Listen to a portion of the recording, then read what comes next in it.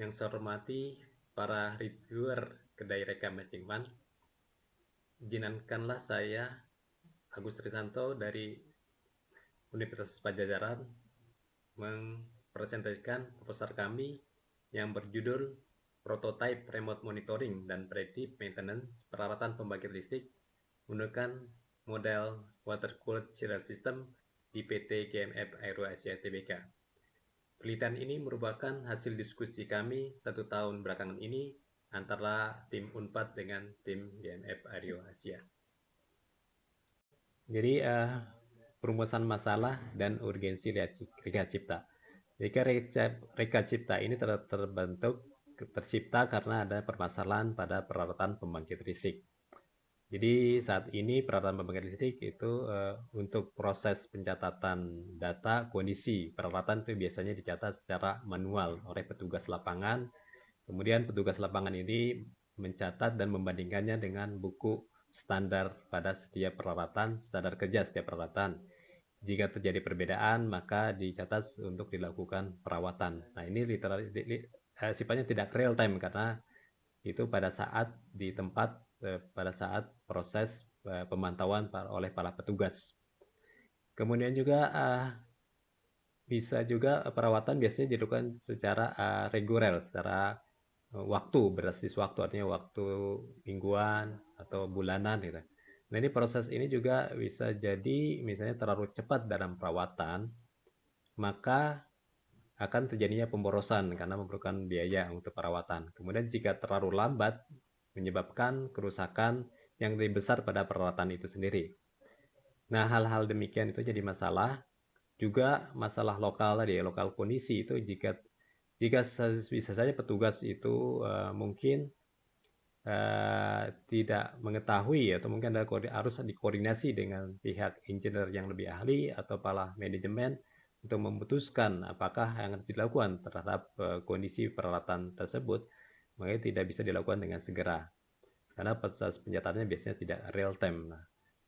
Nah, dengan permasalahan tersebut kami merasakan terutama PT GMF Aero Asia sebagai vendor dari pembangkit listrik merasakannya konsumen, makanya itu untuk melakukan perbaikan pada sistem perawatan pembangkit listrik.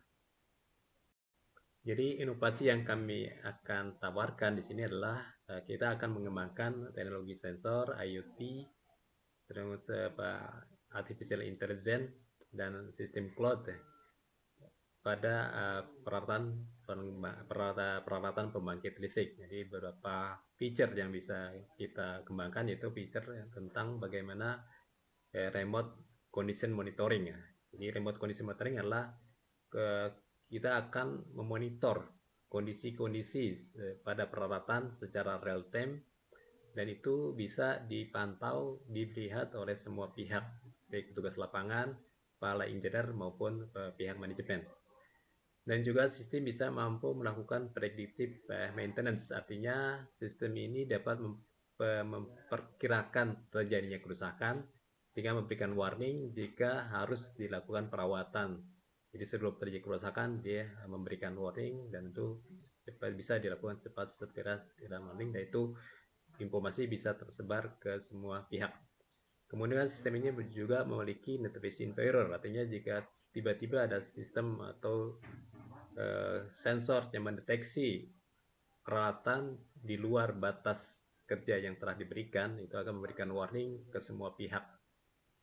Karena sistem ini juga memiliki decision maker, artinya karena setiap pencatatan, setiap waktu dicatat secara real time, maka sistem akan belajar terus untuk bisa mengambil pengambilan keputusan jika memang harus diambil keputusan, atau juga ini karena ini sistem bisa dipantau, diawasi oleh semua pihak, baik petugas lapangan, pihak engineer maupun pihak manajemen, maka mereka bisa berkoordinasi untuk melakukan namanya pencegahan yang tepat atau memberikan solusi yang tepat pada setiap satu permasalahan pada suatu peralatan.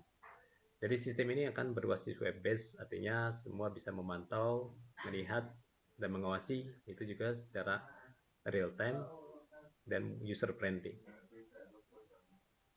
Baik, berikutnya kami akan menjelaskan mengenai cara kerja teknologi inovasi yang kami tawarkan di sini adalah bahwa jadi sensor, kita mengembangkan sensor, ya, sensor berbagai macam sensor pada peralatan, misalnya kita gunakan sensor arus, sensor tegangan, sensor daya, kemudian juga nanti mengukur suhu, kelembaban, tekanan, dan getaran pada setiap peralatan. Nah, data ini kemudian diolah oleh pengelolaan setempat, yaitu PLC, SBC, ataupun microcontroller. Dari situ, dari microcontroller akan dikirimkan melalui router ke cloud. Di cloud ini data akan ditampilkan secara real time melalui berbasis web based, sehingga bisa dilihat melalui handphone maupun PC atau laptop. Jadi masing-masing pihak bisa melihat secara langsung kondisi peralatan pada saat itu. Nah, di data di server juga disimpan dalam bentuk database. Nah, database ini akan diolah oleh algoritma kecerdasan buatan untuk mengetahui, memprediksi apabila terjadinya kerusakan. Kita juga akan memasukkan data-data berdasar untuk pembelajaran, data standar-standar pada setiap peralatan, sehingga jika terjadi perbedaan dari standar, akan memberitahukan warning pada web base itu. Semua bisa akan mengetahuinya. Juga karena proses ini dilakukan terus-menerus dan disimpan datanya, proses pembelajaran akan terus-menerus mengetahui kapan terjadinya kegagalan, maka dia akan bisa memprediksi kapan terjadinya kerusakan, maka prediksi maka dia akan memberikan warning untuk dilakukan maintenance, sehingga kerusakan yang lebih besar bisa dicegah. Demikian. Manfaat dan dampak penerapan teknologi ini bisa diterapkan hampir di seluruh industri yang menggunakan peralatan yang harus di-maintenance dengan baik.